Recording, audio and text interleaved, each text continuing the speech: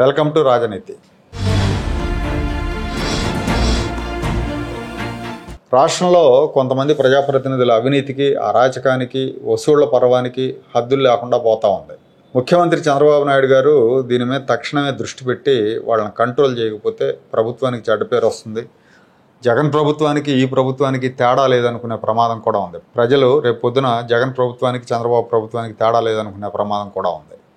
దీని మీద నేను 4-5 రోజుల క్రితం ఒక వీడియో కూడా చేశా. కొత్త ప్రజాప్రతినిధులు రెచ్చిపోతున్నారని, అంటే సీనియర్లను మించిపోతున్నారు వీళ్ళు. సీనియర్లకి వాళ్ళు చంద్రబాబు సిలబస్లో వచ్చారు కాబట్టి వాళ్ళకి కొంత భయం ఉంటుంది, వెరపు ఉంటుంది, మరి బరి తెగించరు. కానీ ఇప్పుడు కొత్తగా వచ్చిన వాళ్ళు చాలా చోట్ల బరి తెగిస్తున్నారన్న ఆరోపణలు ఉన్నాయి. వీళ్ళని కంట్రోల్ చేయకపోతే ప్రజా వ్యతిరేకత ఎదుర్కోవాల్సి వస్తుంది. ఇవాళ ఈనాడులో ఒక వార్త వచ్చింది. శ్రీకాళహస్తి నియోజకవర్గంలో ఒక కీలక ప్రజాప్రతినిధికి సంబంధించిన వార్త ఇది.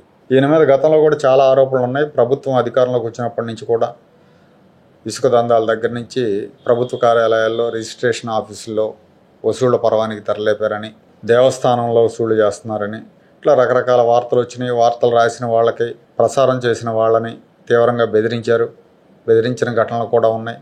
గతంలో అక్కడి నుంచి ప్రాతినిధ్యం వహించిన ఎమ్మెల్యే ఒక అరాచకుడు అని పేరు ఉంది అతనికి. అయితే ఇతను ఆయన కూడా మించిపోయే అవకాశం ఉందని ప్రచారం జరుగుతూ ఉంది. పైగా ఈ నాయకుడు నారా లోకేష్ గారికి సన్నిహితుడని పేరుంది.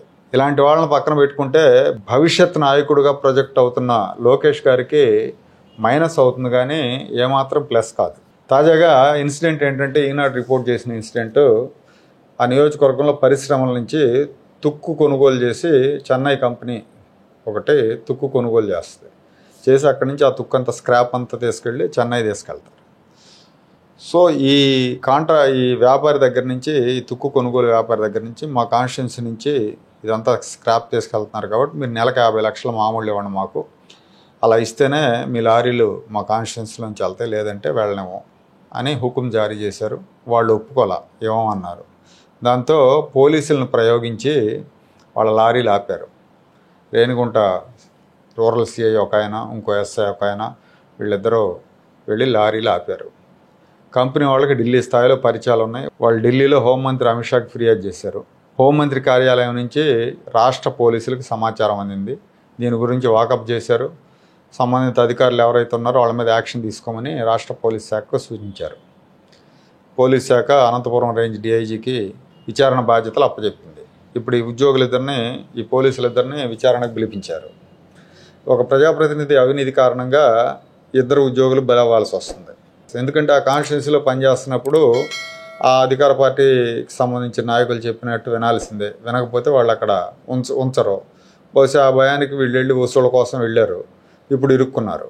ఇప్పుడు ఆ ఫలితాన్ని వీళ్ళు అనుభవించాల్సి వస్తుంది. విచారణలో వీళ్ళు దోషులుగా తేలితే వీళ్ళ మీద యాక్షన్ తీసుకుంటారు. కాకపోతే ప్రజల్లో మాత్రం ప్రభుత్వానికి చెడ్డ పేరు వస్తుంది. కాబట్టి ఇలాంటి ప్రజాప్రతినిధులను ఐడెంటిఫై చేసి వాళ్ళని కంట్రోల్ చేయాల్సిన అవసరం ఉంది, లేకపోతే నష్టం జరుగుతుంది.